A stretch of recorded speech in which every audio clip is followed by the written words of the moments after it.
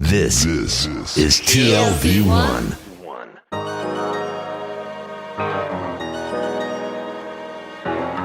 The Tel Aviv Review.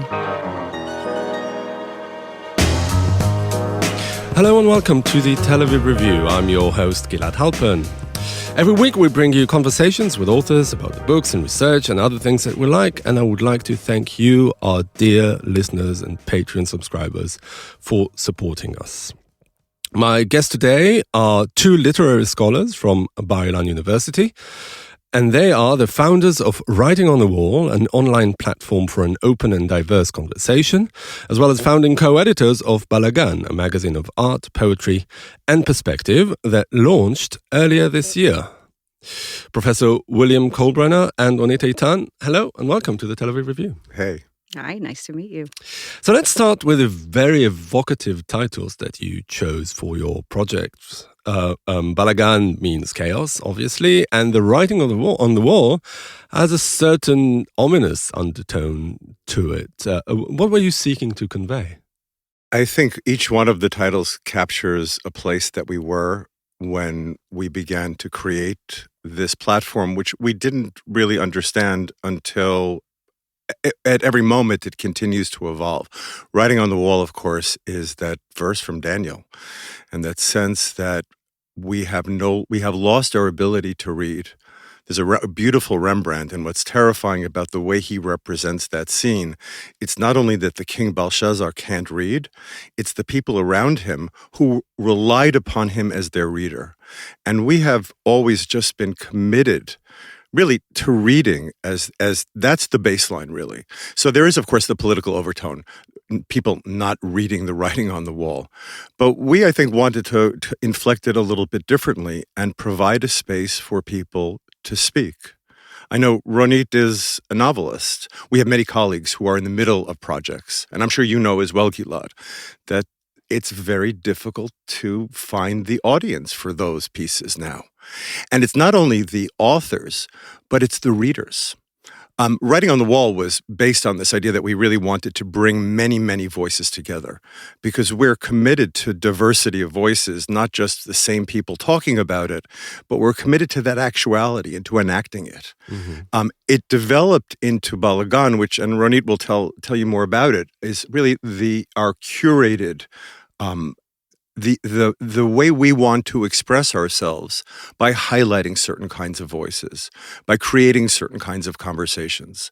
Our first issue was called Scarred, and we had people from all over the world. The principal of the school in Amsterdam described the November 8th pogrom. A Hollywood producer described bringing up his children in a post-10/7 Hollywood. So we're finding a way of bringing diverse voices to create a kind of conversation, and this is really important to me.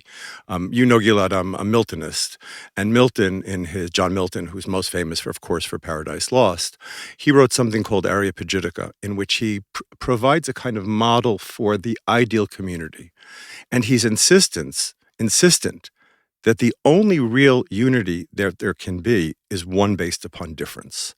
That once you have a kind of coherent unity, well, that's, as we know, that's dangerous politics. Mm-hmm. But from Milton to the Talmud, that also sort of encourages diversity of opinion. I mean, what do you think is what void were you seeking to fill with that? I mean, it's something that I think, at least, that everyone would aspire to promote diversity of opinion and conversation. I mean, this is why people write in the first place. Mm. Listen, I think after October 7th, I had been working for a nonprofit as an academic director fighting anti-Semitism. And 2 weeks after October 7th, there was a steering committee meeting and they wanted to publish a collection of white papers. And I thought, my house is burning down. I cannot publish white papers. So I left that organization. And you asked, what void did it fill? It filled the void in my heart, I think, primarily. And I think this has been a labor of love and commitment and dedication. But it's our way as writers, as critics, as readers, to contribute something. I can't use a machine gun, but we do have, and for us, the power of language is so important. That is, and I think we said this from the very beginning, that we want to create a set of languages which will be appropriate for when we win this war. What are we fighting for? We're not only fighting for a military victory. We're fighting for a Israeli, Jewish, democratic culture. And we want to start to, we're aspirational. Mhm. We want to start to create those languages. Ronit, where do you think your project can fill the void, not just in Bill's heart, but also in in your reader's heart? I mean, where do you think post October the 7th, the conversation has deteriorated? In what ways? I think for me, writing on the wall was a wake-up call. It's less about Daniel, and more about just suddenly looking around and realizing that I had to reconstruct my identity. Because if I had to define myself, I would, if I had a list, it would be, a woman, a mother, a writer, and being a Jew was really at the bottom. For me, as a secular person, as a person living in Tel Aviv, as a person who just, lives her life. And then after October 7th, I realized that everything crumbled because that's not, I can try to define myself, but that's not how people see me. Mm-hmm. So in a way, from that, writing on the wall came because I felt like, okay, now who am I? And it took me 3 months to get back to writing after October 7th. I couldn't write a word. I couldn't. The piece that I wrote for Scarred, which is me making schnitzelim while they're, That's the first issue of Balagan. Yes, of the first issue of the Balagan. And then remembering that a week after, I think it wasn't even a week after, maybe 3 days after October 7th, I went and counted the knives in my kitchen drawer. And I did. I literally did. Not that I know how to use knives, not that I'd even know how to name the knives that I've had, but it's just, I was like, what do I do if something happens? How do I protect my children? So from there, me and Bill started to have conversations about, just every day, almost like an emotional support. Okay, what's happening? What do we do? And for him, he became an activist in this. For me, it was just me trying to say, Rega, hold on. Let me try to see how I can articulate what's happening to the people out there, because I felt like we were being almost put into a box and there's just one color. That's it. It's still happening. And it's even worse now, if we can say that. When people labeling you, you're obviously talking about people from outside of Israel. And the fact that Balagan and the Writing on the Wall are both in English is a very crucial fact. You're deliberately communicating your ideas and your raison d'etre and credo and all that to an international audience. And, I'm sure you'll agree with me that the conversation abroad in the West about Israel and in Israel proper has always been very different, not just before and after October the 7th. So do you think that primarily you're there to address the international conversation more than the Israeli one? Yes and no. Obviously we're writing in English, so we want our voices to be out there. And I think the progression was where at first we were just we looked around and we were like, okay, so we need an outlet for what we're feeling. But then as the walls started closing in on us from everywhere, and you saw that, you're being canceled and you're being put in a corner and nobody wants to hear what you have to say, it became more than that. The progression was, please let us know what you're feeling. And it's not hasbara per se, because that just to us is defeats the purpose of art. But it's tell us how you feel. People can't argue with emotions. And how do you feel? You feel through art. And the people who are good at it know how to translate that to the outside. So that's the progression of writing on the wall. Balagan was the next step. Mm-hmm. In what sense? In a sense that, okay, now that we have established that there is, we saw, we felt, we heard, people are interested in knowing what's happening, because it's very hard. If you look at what's happening on the news, it's very hard to understand that there are people here who are grappling with, who they are and what's the future and who are we as people, as a nation, as a democratic nation. We're feeling this. But now Balagan is saying, okay, let's address one theme at a time and try to look at it from very interesting perspectives. And it's the issue scarred was because we looked around and we felt, and anybody who lives in Israel, we're not the same. The conversation is different. The tone is different. You catch yourself looking at somebody, when you meet them at the market, and you know that they know what you're feeling. So there's a sense of almost like a undertone of sad unity around, if we can, label that. So we said, let's address that. And it doesn't have to be visible, the scars. But I just felt that that's how we are now. So the perspectives were different. We had Professor Merav Roth, who wrote a manifest on October 8th to all the psychotherapists in Israel, how to deal with the Nova survivors. So we were like, okay, that's dealing with something. And then, Bill wrote about, and I'm sure Bill can talk about this, about what it means to be, he wrote, the first sentence was great. It was like, I'm the last privileged Jew.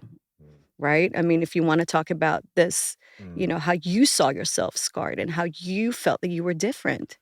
Yeah. I said before, you don't really know the story you're in until you start to tell it. And I looked back at an old photograph I had of my high school friends, the most privileged generation of Jewish people for 2,000 years. And you look at all of them at the Roslyn Duck Pond, and there's a couple of lawyers and physicians and Microsoft millionaires and Hollywood producers. And we didn't know the extent of our place in history, I think. And the trauma of my generation in America, the generation of privilege, is that we did not know we were traumatized. And it was that kind of absence, that not knowing. And October 7th suddenly made it part of a story. And I remember Thanksgiving meals with my father's great uncles, Uncle Morty in particular, and he would be screaming about the Goyim. And I thought, who is this insane person? And I'm not embracing the politics of Uncle Morty, but he was close enough to the Shoah that it wasn't even politics for him. It was trauma and the attempt at survival. And I think I understood also the extent to which my parents and grandparents, who were so traumatized, tried to create a non-traumatic present for us, which they did. And I benefited from it. And at the end of the piece, I think I understood that there's a lot of talk of privilege in America among my friends. People feel very privileged and very guilty. And I wanted to change for myself, to turn privilege into responsibility. People all around us, we see people who have just stepped up in billions of different contexts, to just embrace the present. Has your relocation to Israel was, in a way, replacement of that privilege with responsibility? Or you could call it avoidance. Listen, the story of, I think because we moved to Israel, we were able to recreate an identity, and finally, that incorporates the ancient past of my grandparents and great-grandparents and back to Mount Sinai, but also my parents, also Roslyn, Long Island, also those 12 kids. Because we do, and I think this is very important to emphasize, because of our privilege, we were able to explore ideas that others were not, and bringing that into the conversation for me in the religious community, which is very hard, but even in Israeli community in general, those languages are not native so much to Israeli culture as they were when I went to Columbia. Yeah. I want to ask the two of you, or maybe you, Ronit, start with it. How those differences between the two of you as individuals play into your role as co-editors of Balagan. You, Ronit, as you said earlier, a native Israeli, secular, living in Tel Aviv. You, Bill, an American ole, religious. We hate each other. Yeah, obviously you do. That's why you chose to work together. How does that play into your editorial thinking? I think there is a curiosity from both of us into what we're doing. So, in Israel, everybody, it's such a small country, people don't realize, but you're like, my uncle is a rabbi. It's not I'm averse to religion. Religion is not part of who I am, but it's there. So I try to look at everything with an open mind, and also just we don't censor ourselves. Like, we both are very who we are, and our conversations are always like, okay, what's happening in Tel Aviv? What's happening in Jerusalem? And then also when we try to look at pieces that we want to have at Balagan, it's always about, does it have the criteria that we aspire to in the written word? You know, it's like we're very, very judgmental. We're very bikotim, as you know, very critical. So the idea is to enhance the conversation. And if we can have a conversation. Critical of whom? Of each other? Of the writers that you edit? Or just people in general? Everything. The room that I'm at now, you know, what I'm wearing, what he's wearing, what My you're questions. wearing. Yes, Yeah. your question, everything. So, no, but it's very interesting because you would think that we would have arguments between us about what's happening around us, but we actually don't, right? We do have a mixtape where I say something for like 2 or 3 sentences, and then Ronit just says no. No, yeah, I do say a lot of like, no. No, we both know each other's strengths. And I think it's important. You know, we started writing on the wall. We were doing writing workshops. I teach at Bar Ilan, I teach creative nonfiction. And Ronit was a student of mine. And when I was not there, Ronit ran the class. And the thing about teaching creative nonfiction, and Ronit is amazing at the craft aspect, what we're both really good at, and I think what makes us good editors, is we are able to show a form of attention, a kind of generosity to people. And we did this in workshop that allows them to feel safe to speak. That's where Writing on the Wall came, because we heard all of these voices. And I think that generosity is basically the principle that unifies us, is that we're extremely skeptical, but also generous. It's a very, very hard balance. And I think because we are so different, that allows us somehow to do it. Mm-hmm. Ronit, you are a novelist, among other things. And I wondered to what extent you thought that being an editor is perhaps a better outlet for those feelings that you described earlier than creative writing, than, I don't know, writing another novel. Editing is different because there is much more control, actually, of what we're trying to do. As a novelist, when you start, at least my process is when I start to write, I never have an outline. I never think about, because that just kind of locks you into ideas instead of just kind of going free and being liberal with your characters. So, you know, a novel, you don't know. It's like going to court. You never know how you're going to come out of it, right? It's just like you're going there and you're trying to see how things evolve and what you're trying to say and what your intention is. And then you go back and you rewrite, because writing is rewriting.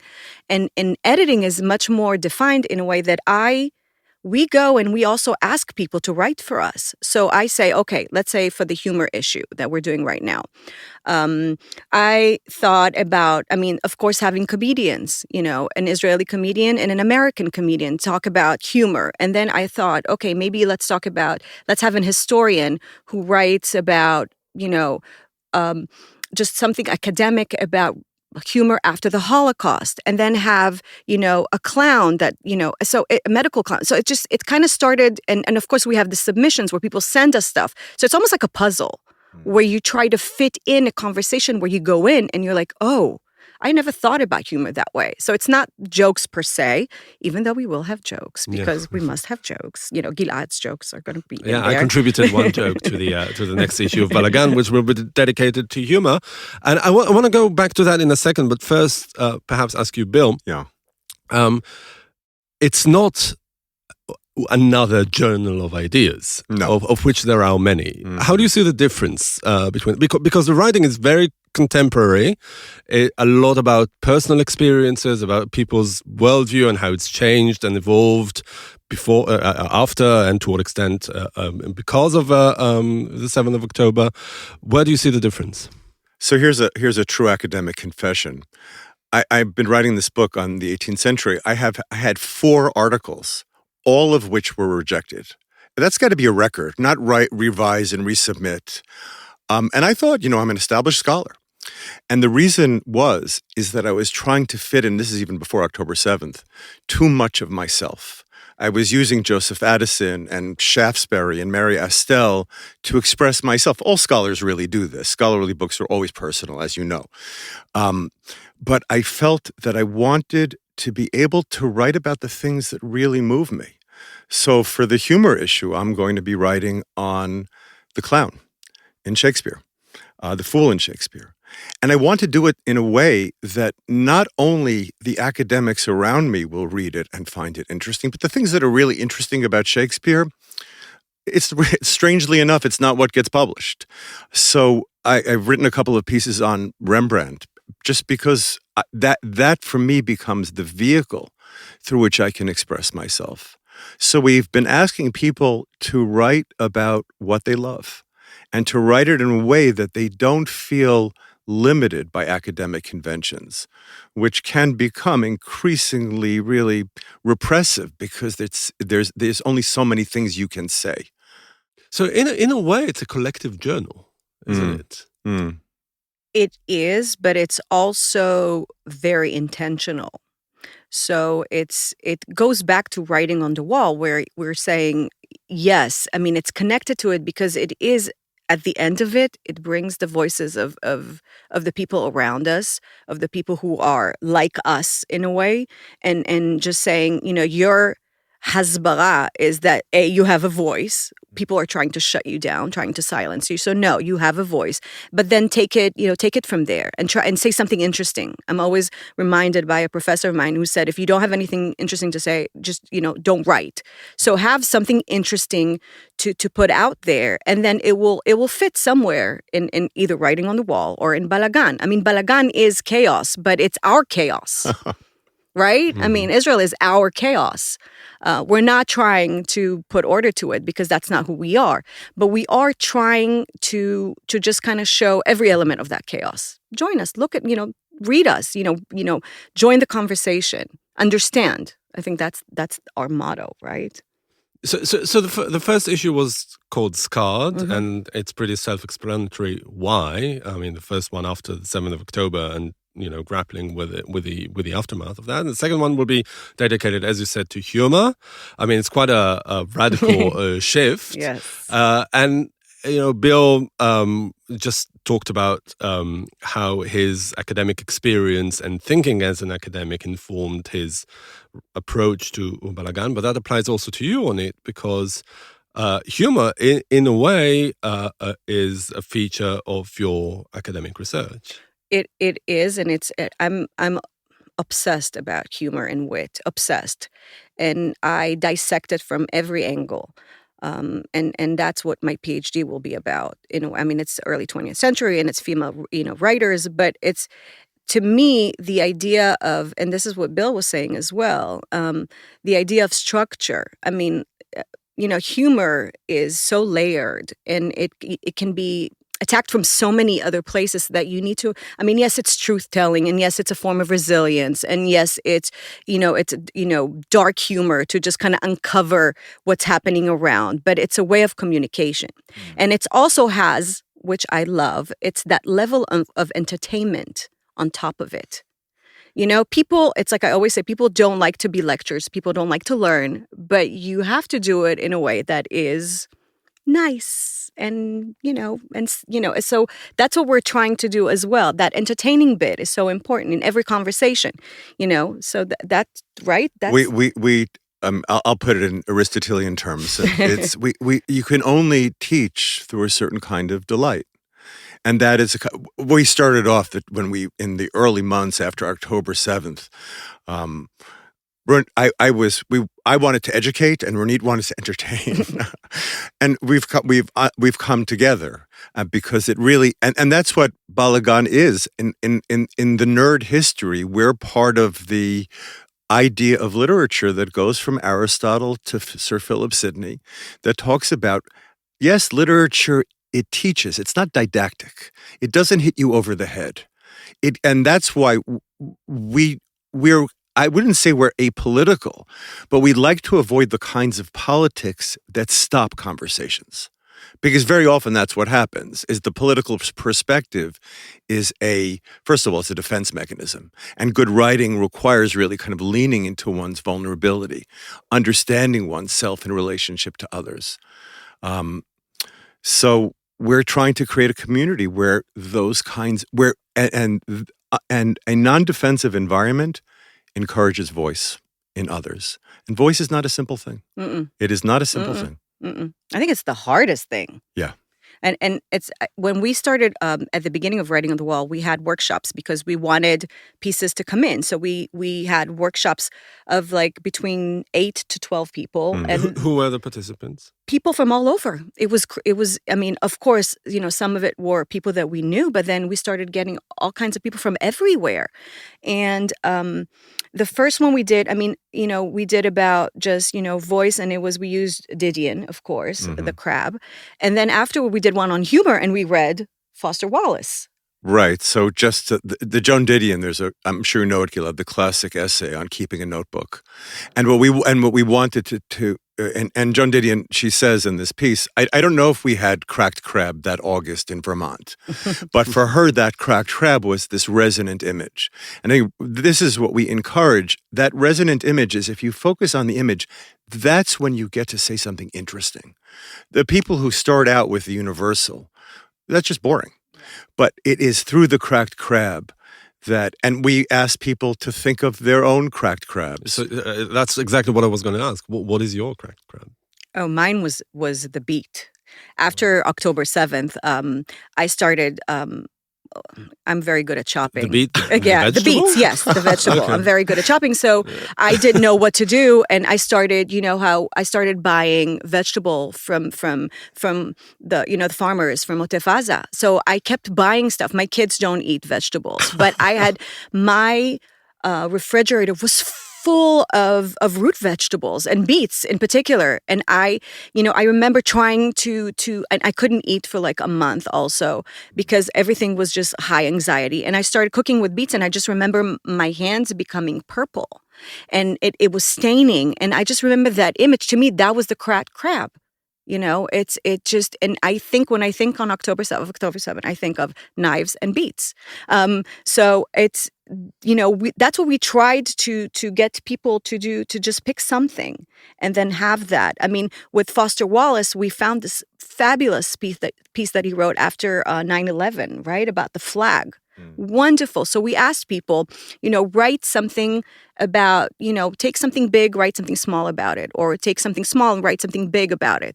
So that was something that was wonderful also. We got amazing things. And all of a sudden, there's something magical about the creative writing workshop, because after an hour, I mean, it's obviously not transformative with a capital T, but it is transformative in the sense that people leave and say, oh, I actually have a voice. And that, for us, that's what Writing on the Wall and Balagan are for us. I want to ask you about now the idea of having a diverse conversation. That how's that working? I mean, it looks very good on paper, and I'm sure that everyone would subscribe to that. Everyone, especially people who likes to read and write, promote themselves as having this open mind and openness to a variety of opinions. But in this polarized day and age, it doesn't quite, I mean, that's my feeling at least, it doesn't quite work like that anymore. People, and really from my pretty vast experience in publishing, it's people like to read something that confirms their own opinions.